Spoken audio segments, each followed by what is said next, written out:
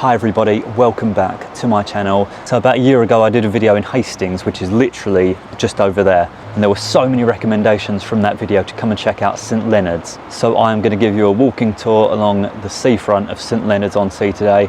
There is no one around today, so it's filling me with good vibes already. So join me as we explore St Leonards on Sea. Let's go.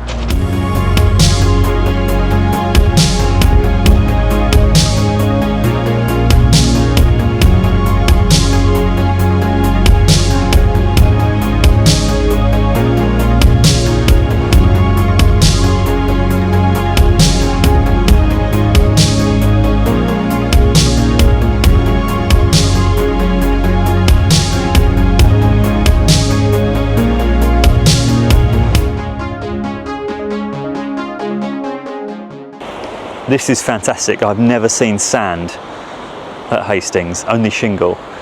Never seen the tide that far out. That really made me laugh. Hash brownie.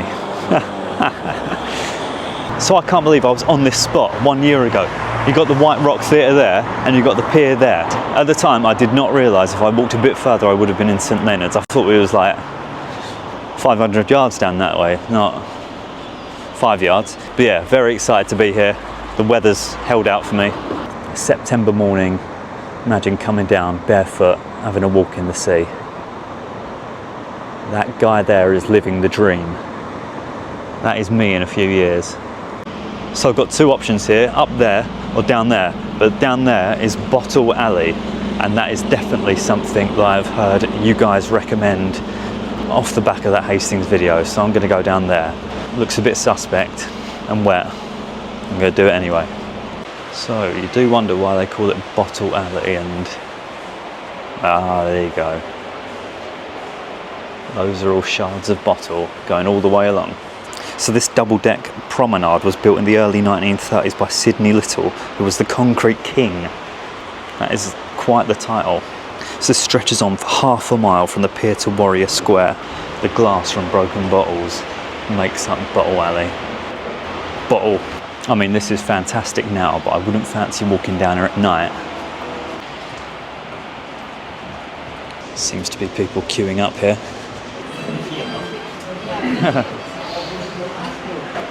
So halfway down Bottle Alley, you can get a coffee. Pretty unique position as well. You might be able to see a seal bobbing its head out the window there. Window? Water. As you can see, these are all different colours.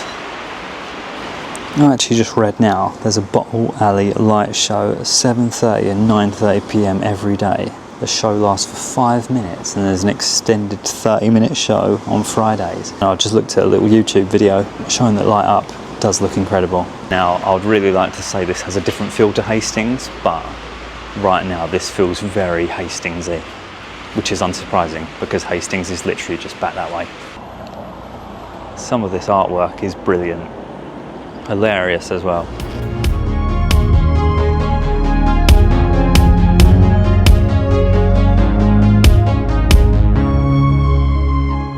Just like that, we arrive at Warrior Square, but I can see there is a coffee shop there called Goat Ledge.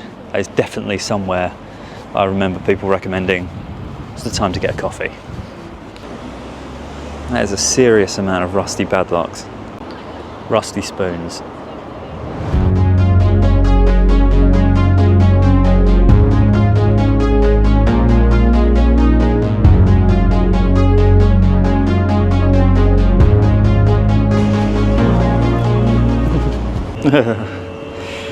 Oh dear.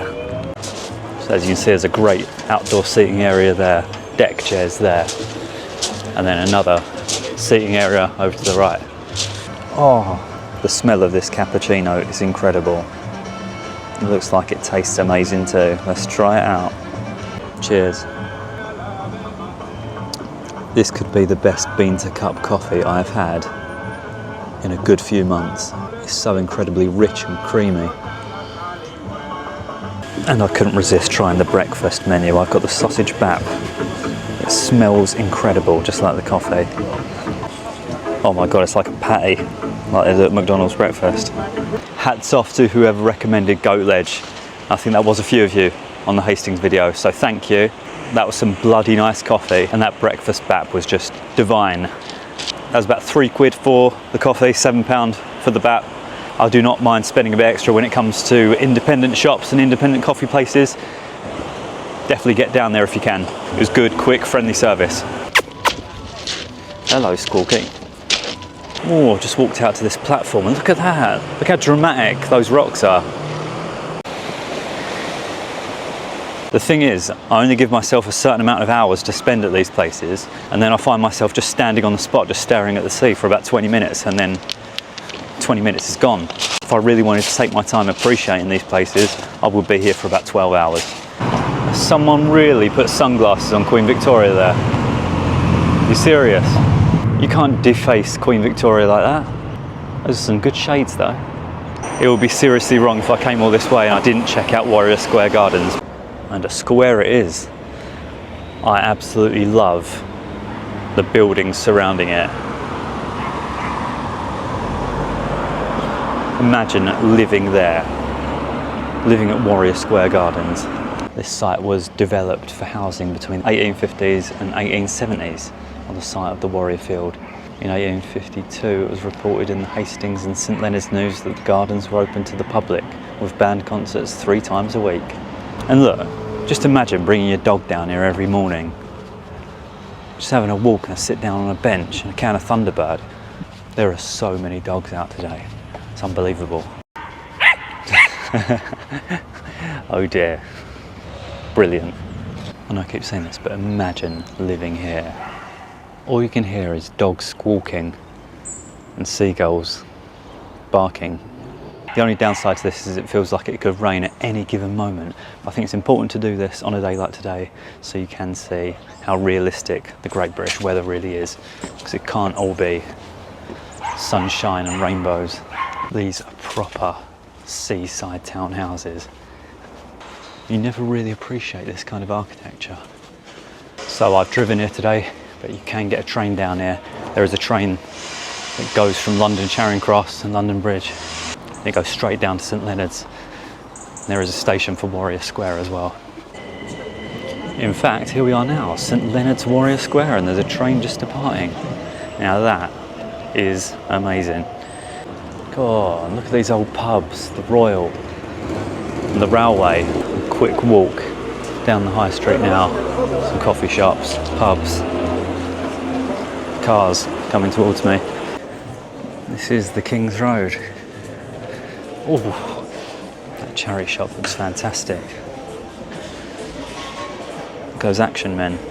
Some empty shops, but it's just it now. The high street. Oh, the guitars, the saxophones. What an amazing looking shop. King's Road Bazaar. Fish and chips. Fine Indian cuisine. I know, some of these shops. I was not expecting that. I thought it would be Costa Coffee and Superdrug. I have seen 3 barber shops though. Is the King's Road known for its barber shops? Look at that. We do love a charity shop as well, don't we? Hey, hey, hey, answer me. What about this? Christ Church, St Leonards on Sea.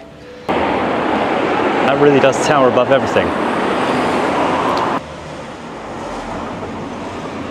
And these coastal roads are so amazing when you can see the sea coming into view at the bottom.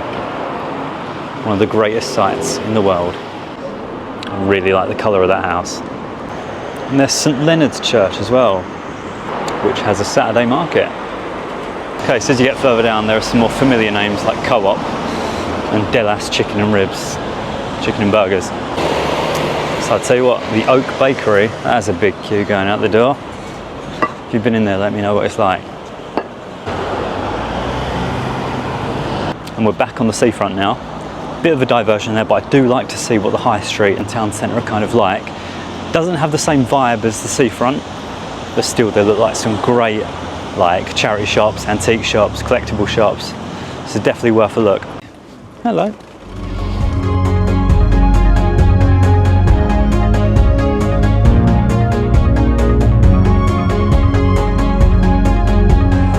Nowhere else I'd rather be. It always feels sunny. St Leonards on Sea. And one thing I did notice as well, there were a lot of pubs on the high street and the town centre. Usually I'm partial to a beer, but I don't really fancy one at the moment. But let me know in the comments, what is the best pub in St Leonards? Oh, that backdrop. The church spire at the back, wow. Let's keep on cruising down this way. The good thing I like about this place, there are no amusements in sight. If you want the amusements, you have to go down to Hastings. This is not a traditional seafront. I haven't seen anywhere to get donuts. And also check this out, Marine Court. Imagine living there, having your own balcony, looking over there. I know I mentioned about the train. I actually drove down here today and I live just outside London. It took about an hour and a half and you basically go straight down the A21. I don't really like the A21. For an A road, it's very bendy and twisty. And it keeps going down from like 50 miles an hour to 30 miles an hour and all that.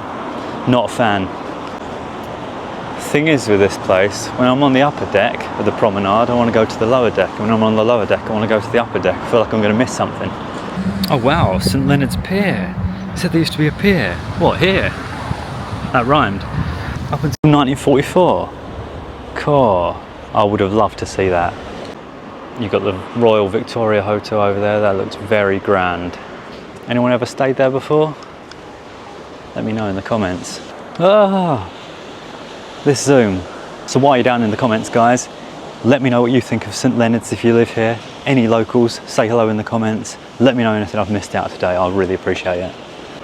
So this is Marina car park. This is right on the seafront, and there's actually quite a lot of spaces here. Now 5 hours is £4.30. I'd say anything where it's less than £1 an hour is pretty damn good. Like people do, people are just rocked up, looking over at the sea. Cool, blimey. That snuck up on me, that church. That is huge. The different colours of those houses. Squawky there. What I like is, compared to Hastings, this is very residential. You can see why people would live down here. I remember Sandra from work used to commute into London from St Leonards. I always thought that would have been a bit of a slog. But you can see why she did it. Whoa, now that little undercliff bit there with a house on top. Looks like an abandoned house. Does anyone know what that is? What it used to be? Please comment down below. I don't know how much further I can go. West St Leonards station is over to the right of me. We're coming up to Harley Shoot now, and if you carry on going down there, you'll get to Bexhill. Bloody hell.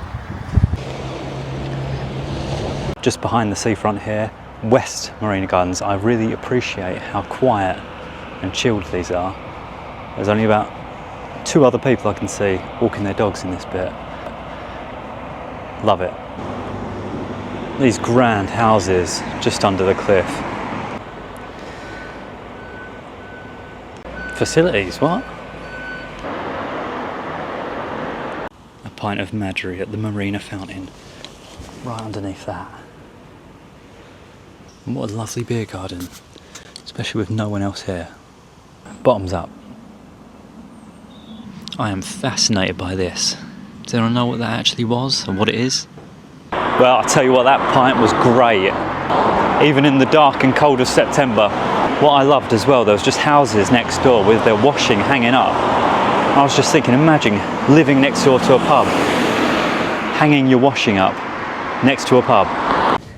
It's gone very quiet all of a sudden. Oh yes. Look at that bit there. Little platform and the sun's trying to come out. Look at that, Sussex cars. These beach huts. Oh my God. This is incredible down here. This big green open area. Imagine having a picnic on there. Dugout cafe. That's great. Oh, and those murals. God.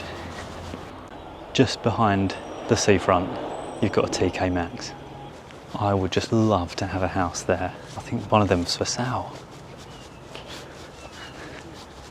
Boulder Hive Beach up there. If you carry on, Bexhill, and you can see that bit kind of poking out That, my friends, is Eastbourne and Beachy Head, right on the corner. It says this is the Bathing Hut Cafe. Sadly, it looks closed. The beach hut's behind me, incredible. I can only see one person using theirs. I am telling you, there is nothing better than being on a deserted beach, on your own, hearing nothing but the waves. It's one of the best feelings in the world. So just to sum it up very briefly, I very much enjoyed St Leonards. Actually has, as you get further down, a very different feel to Hastings. One thing I would say is some people might find that there's not actually much to do here, which I don't think is a necessarily bad thing, because I'm the kind of person that wouldn't mind just coming down somewhere, sitting on the beach for hours, having a coffee, having a beer. And that is definitely something you can do here. I'd love to see what it's like on a very hot summer's day, because this is the autumn now. I will be back next summer to have a kip down here. Do you see that? I got twosies. Now this, we don't like to see. Non-dog friendly beach. 1st of April to 30th of September. I'll tell you what, come down here on the 1st of October and set them free.